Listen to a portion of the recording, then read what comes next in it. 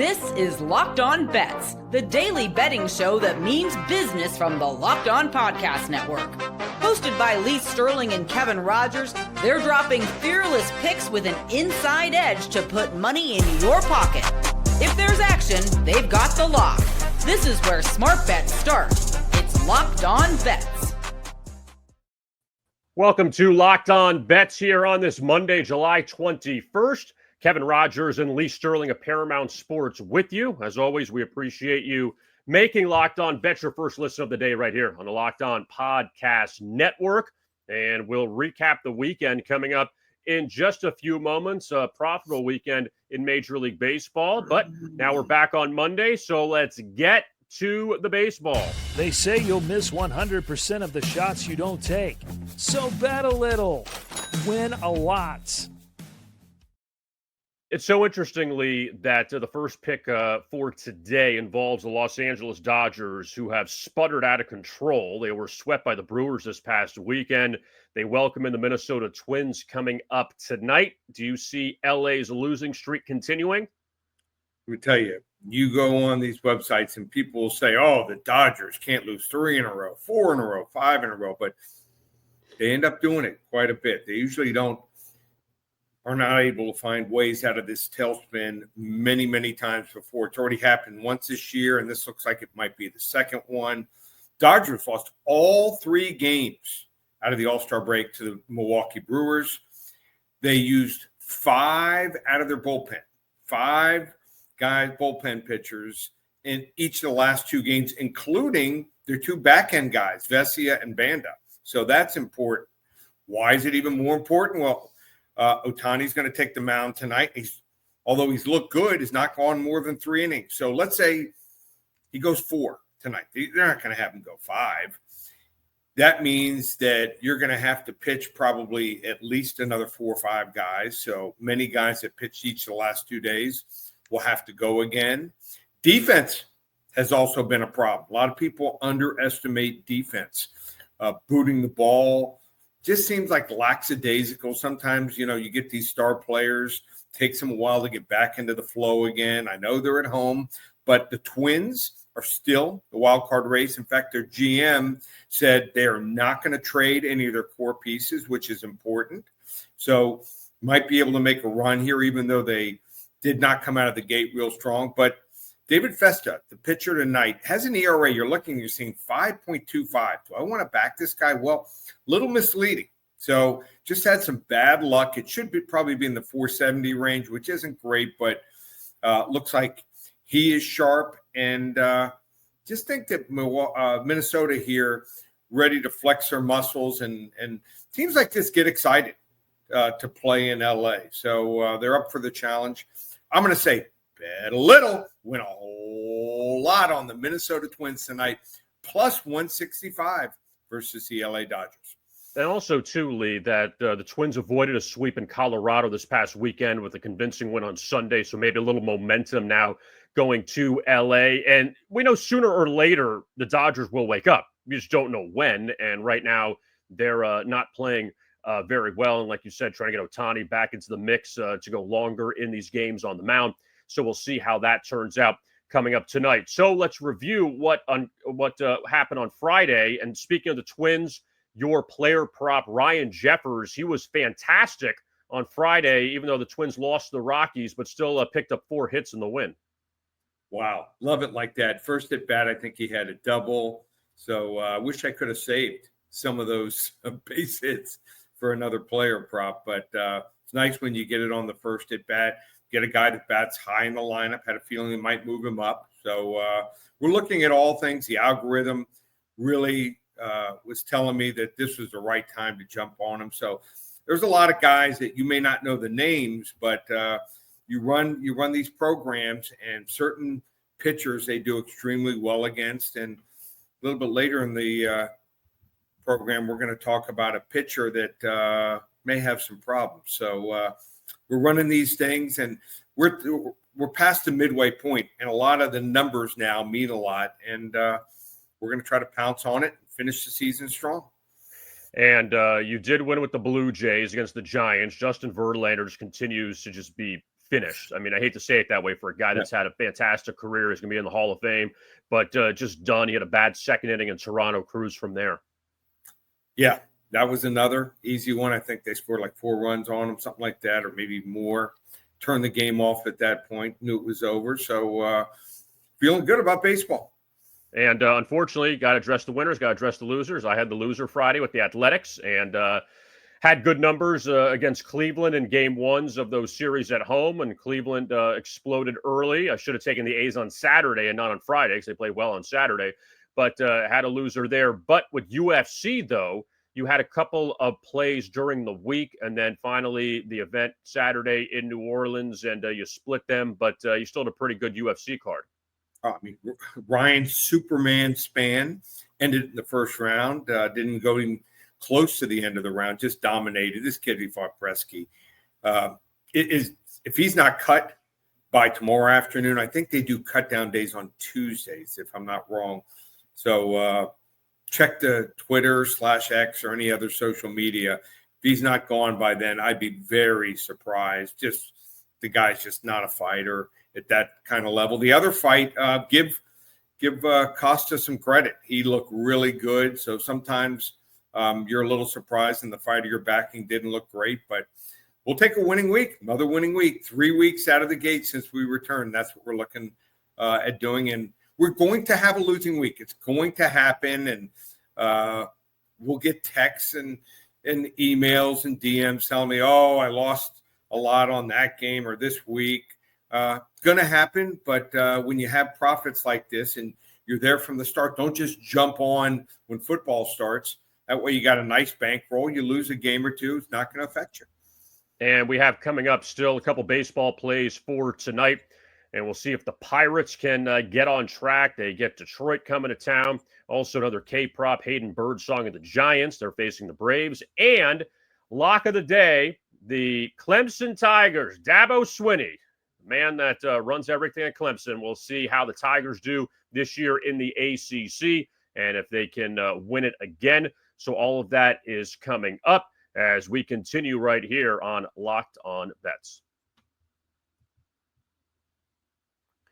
Talk to you now about FanDuel, and we love FanDuel. Why? Because summer sports are in full swing, and whether you're all about baseball under the lights, golf on the green, or high-stakes soccer action, FanDuel is the best way to make every game even more exciting. You're already following the action, so why not make it a little more thrilling? With FanDuel, you can get in on the game while your friends are getting sunburned at the beach.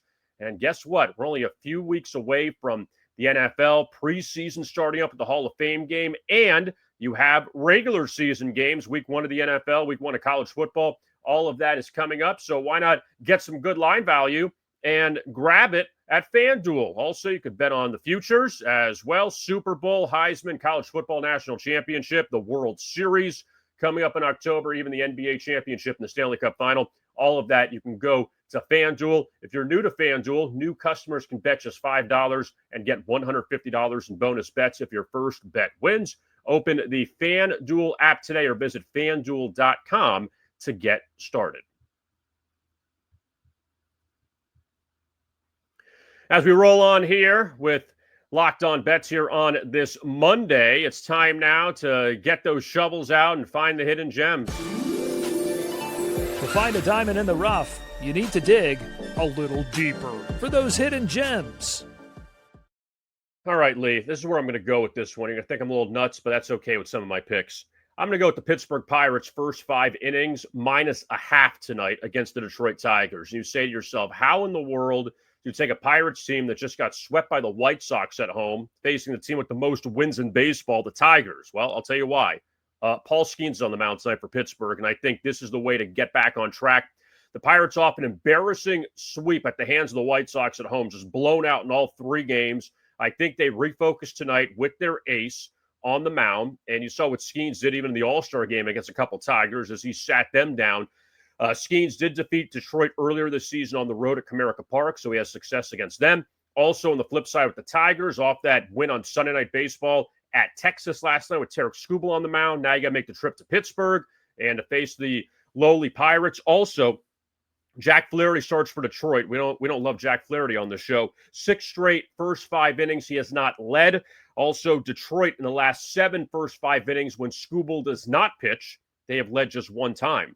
And Paul Skeens has allowed 1 run in the first 5 innings in his past 4 home starts. Just needs a little bit of offense. Honestly, Lee, if Pittsburgh can get 1 run in the first 5 innings, I think that Skeens can take care of business. He just needs a little bit of run support. So we're going to go with the Pirates -0.5 first 5 innings against the Tigers tonight. You might only need 1 run. If you get 2 runs here, I think you're golden. So crazy you mentioned the Pirates. I'm in New York City, and we've talked many times on the show since the show started in 2020. When I'm on the road, I don't know what it is. I have been red hot, so maybe it'll rub off on you. And I actually ran into a Pirates fan. She was carrying up her Starbucks at the same time, and I looked at her and asked her where she was from. She said Pittsburgh. And I said, oh, got some pretty good teams. She goes, except for the Pirates. And I said, well, maybe tonight. So whenever you seem to count out the Pirates, they come back, I don't say from the dead, but they do come back and usually have a night where they win or they somehow sneak in a series win. So they're not making the playoffs. They need to find some hitters. But when you got your ace on the hill, feeling pretty good. I love watching Skeens pitch. He's excitement. The ball is electric, and just give the guy a little bit of backing here, and I think we'll be okay. So I'll be watching that game, and let's go Pirates. And also, too, I mean, you look back, I believe like when we started the show, Lee, when we had the reboot of the show, they had that 6-0 homestand against the Mets and the Cardinals. They allowed 4 runs in the total homestand. Like, well, hey, maybe the Pirates are turning things around. Then they went to Seattle, lost all 3 games, got shut out in all 3 games, got swept by the Royals, lost 2 of 3 to Minnesota, and then just giving up 27 runs to the White Sox is inexcusable. But again, when you have your ace and maybe Cy Young winner on the mound in Paul Skeens, we'll see how it all goes. But I do like Pittsburgh tonight in the first 5. We'll see if they can take care of business. So we go from one hidden gem to another. To find a diamond in the rough, you need to dig a little deeper for those hidden gems. And we're going to go to a player prop, a pitcher prop, and the second most famous Birdsong in the history of sports behind Otis Birdsong of the Kansas City Kings. It's Hayden Birdsong, who's taking the mound tonight for the Giants as they face the Braves in Atlanta. Yeah. So first thing I always do, check the weather. Got to know the weather to the game. You do it in football, got to do it in baseball. And how's the weather? Hot Atlanta, looking good. So balls are flying off the bats there. So that's a positive. Looked at Hayden Birdsong, and he's faced the Braves twice and went 5 innings in one of the games and got knocked out when he went a little over 4 innings in the other game. In 65 innings this year, usually decent pitcher has like 15, at most 20 walks, 33 walks. Walks, especially the first batter in an inning, will get you in trouble. And that's been his problem here. That's been his bugaboo. He is a guy that they're not afraid to pull. Remember, this is a team coming out of the All-Star break. Bullpen should be relatively fresh. So if he goes 4 or 5 innings, starts getting beat up, I don't see him making it to the 6th inning. So he does strike out on average 1 batter per inning. But you get to the second half, a lot of these pitchers that are suspect, they start having problems. So he also has not pitched since July 6th. So I think he's walking into a really tough spot here. I think Atlanta's going to beat him up. I don't think he's going to get close to 5 strikeouts. So let's go under 4.5 strikeouts here, minus 140. That's going to be a hidden gem. And also the Braves this past weekend in their series against the Yankees, they struck out a total of 9 times against the 3 starting pitchers. So 9 times in 3 games, average of 3. Hopefully you stay around that. And the Giants off just a rough weekend in Toronto. They led on Saturday. Toronto came back and beat them. Yeah, and they had their 2 aces going. And I think you said this too, Lee, on Friday, that the Giants, maybe this is their time. They're kind of going a little bit backwards, that maybe the momentum has run out for them. And it feels like that after the first series against the Blue Jays. Yeah, I'm not a San Francisco fan. I know they made the move to pick up a hitter. could help them, but their starting pitching has been mediocre. Their pitching depth not there. I mean, the fans aren't even really showing up there. So I think they're more getting excited for San Francisco 49ers football season. So that's just a team that's kind of in the middle and also has, I think, a couple much tougher teams in their division, like the Dodgers and the Padres. So if you bet San Francisco to make the playoffs, you could be in trouble. Yeah, and even the Diamondbacks playing well. Also, they swept the Cardinals this past weekend. So definitely tough now for the Giants. Coming up, we will take a look at college football, the Clemson Tigers, and what they can do. They're getting a lot of run right now. We'll see if they will be the top team in the ACC once again. We'll preview the Tigers coming up. You're listening to Locked On Bets.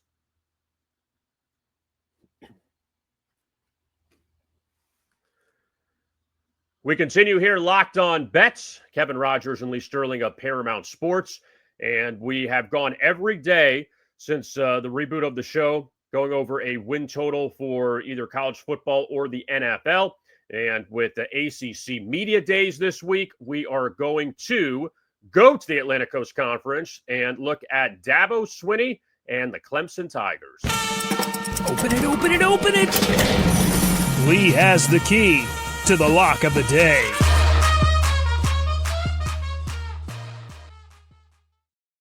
You know, it's kind of amazingly when you look back at Clemson last year, they finished with 4 losses, and yet they still were in the college football playoff. Lost to Texas in that opener in Austin, but still, Clemson, they had the loss to Georgia out of the gate.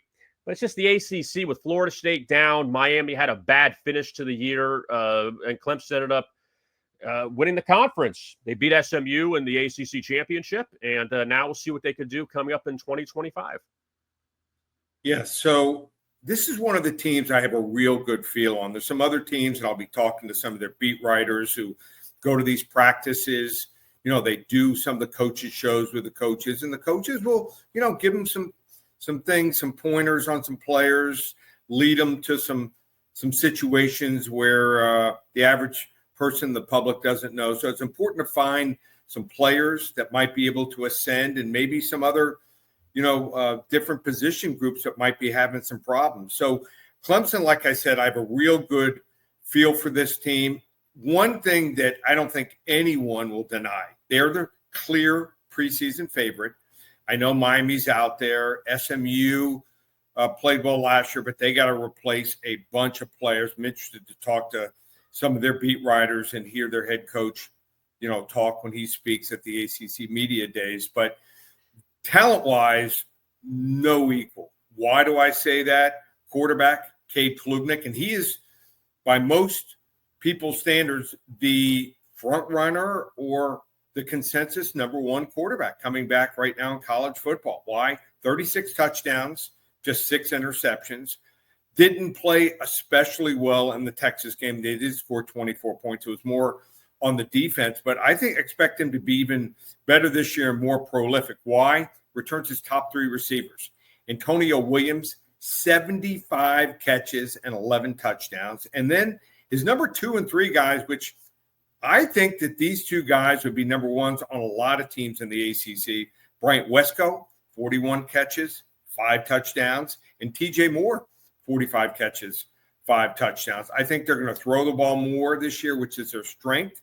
They did lose their starting running back. He ended up going in the draft. That's probably their only question on offense. Now, I have a true freshman here, and Gibson Davidson. He might end up being the guy. It might take 3 or 4 games. They'll probably lean on sophomore Jay Haynes to start the season. So interesting to watch, and I'll be talking to their beat writers, what's going on there as far as that race is concerned. But their offensive line, they returned 4 or 5 starters, so it should be strong up front. On defense, Tom Allen takes over as a defensive coordinator. Been a little bit of a shuffle there since they replaced their coordinators a couple years ago. But I like Tom Allen a lot. He was the Indiana head coach, I think, for 6 years. And then he also was at Penn State last year. And I thought he did a good job facing some tough offenses. So he'll be able to, I think, present some schemes that are going to give these ACC quarterbacks some problems. They had 35 sacks last year. I would not be surprised, Kevin, if they reach mid-40s this year. Why? Returned all 4 starters, and they also got Will Helt, the transfer defensive end from Purdue. The most important positions, a lot of people, you talk to people, really don't know much about football. They'll tell you quarterback, obviously. The second most important is defensive line. Why? If they can stop the run, shuts that down, and usually a good defensive line puts pressure on the quarterback. Your defensive backs don't have to cover as long. And I wouldn't be shocked if you see one of their defensive ends and one of their defensive tackles go in the first round. So this is like seasons of old when Clemson was winning titles. They have a good quarterback, really good receivers. Again, they've been a little weak there for the last couple of years, last 4 or 5 years, and a really strong defensive line. He even hit the transfer portal, Kevin, which is shocking. He at first said, not going to do transfers. Well, he's doing it for a few key positions and also depth here. Look at the schedule. I know they open up against LSU and Garrett Nussmeier. That's going to be a probably 1-2 quarterback, could decide who ends up going first in the draft here. But Cade Klubnik might be a little bit better. Maybe Garrett Nussmeier a little bit overhyped. He had a few games where he didn't look great. Do have some other games at Georgia Tech, but it's not like they got to travel far for that. SMU, I think, is down this year. Florida State is not there yet. They don't have to play Miami, and then they finish up at South Carolina, who I think is overrated too. The total's at 9.5. This is a 10 or 11 win team, in my opinion here. So we're going to go over 9.5 wins here. It's going to be a level 1 lock to start the week. It feels like, Lee, that a lot of the pundits were a little down on Cade Klubnik, maybe even going into last season. And you had a major bar with Trevor Lawrence and Deshaun Watson there, like you said, who won titles, who took Clemson to championship games. And then there's been a drop-off at quarterback after Lawrence was gone. But where do you put Klubnik now going into this season as far as even comparing them to those two guys? I think he's got incredible skills. Now, he doesn't have quite the arm that Trevor Lawrence had, but enough escapability to buy time in the pocket. Comes from Texas. What's interesting, a lot of people don't remember this. Everyone thought that he was going to go to Texas A&M, and I believe that's where he wanted to go. And then they signed Haynes King, who's now Georgia Tech. And as soon as King signed, he did a pivot and went to Clemson. So could be, each of the last 2 great quarterbacks in college for Clemson won titles. So they're also one of my sleepers to win it all. Yeah, and again, looking at the ACC schedule, these are all very winnable games. And we don't know what North Carolina's going to be with Belichick, what they're bringing in. They're going on the road there. Boston College isn't that good. Like you said, SMU may take a step back this year. You avoid Miami. FSU goes to Clemson. FSU is not there yet. And even the South Carolina game, we talked about that with the South Carolina preview last week, that South Carolina beat Clemson last year. So you know that Clemson's going to have that one circled. Maybe like not right this second, but when they get closer towards that game. So really the schedule, they can get through the LSU game. It does seem like as long as there's no major injuries, they should be fine.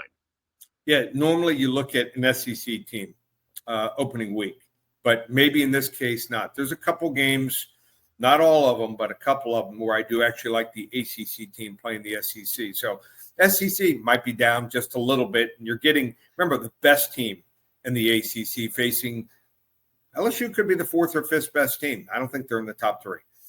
And what's so funny, too, is to wrap up on Clemson is when they haven't gone 11-1 or so, you think it's a down year.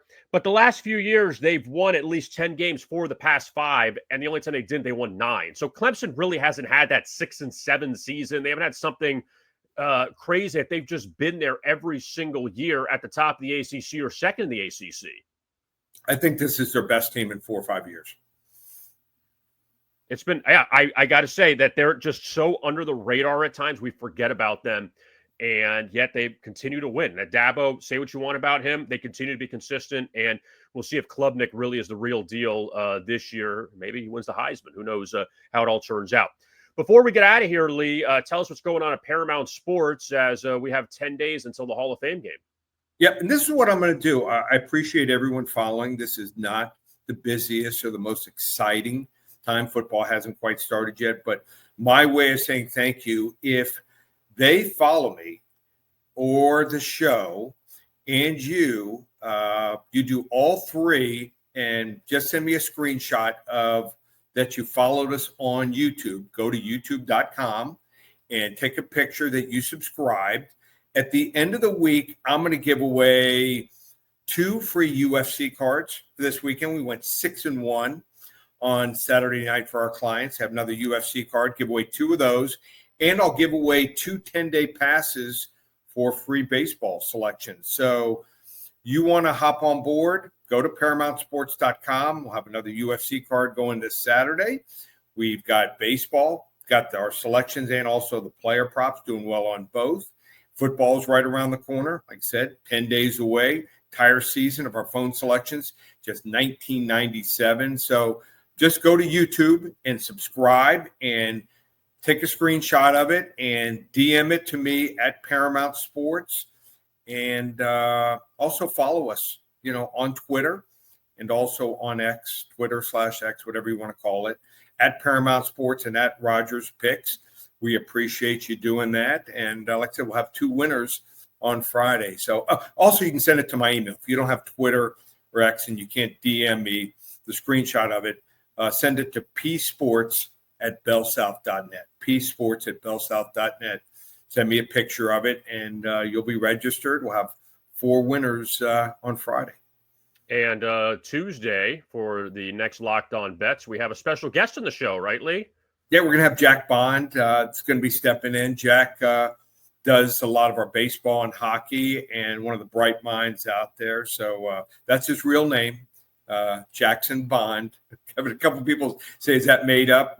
Related to James Bond? No, he's not related to James Bond. But Jack's going to step in and give us some of his baseball knowledge. So Jack's done a real good job. Had a great weekend. I swept the board on Saturday. So Jack will be stepping in, doing a real good job. And then for the rest of the week, I'll be at ACC Media Days, and we're going to have some fun there and give you some knowledge what's going to happen in the ACC. And also, not the AAC. You informed me this morning. It's called the what, Kevin? The American Conference. Yeah. Just the American. No more AAC, no more American Athletic Conference, just the American Conference. Army and Navy leading the way. So there you go. Don't call it the AAC anymore. Now it's the American Conference. They finally have their own branding after all these years. Yeah, interesting to see when I go to their media days, whether they've got a new logo or something like that. We'll see if they put someone up to work. But that should be fun. A lot of under-the-radar teams, like South Florida, Memphis. South Florida should be better. Memphis, talking to those beat writers and hearing some of those coaches speak. So we're going to cover, I don't know, any show in America that's going to cover 30 teams in 3 days. So we're going to really be locked in on what's going on in both conferences.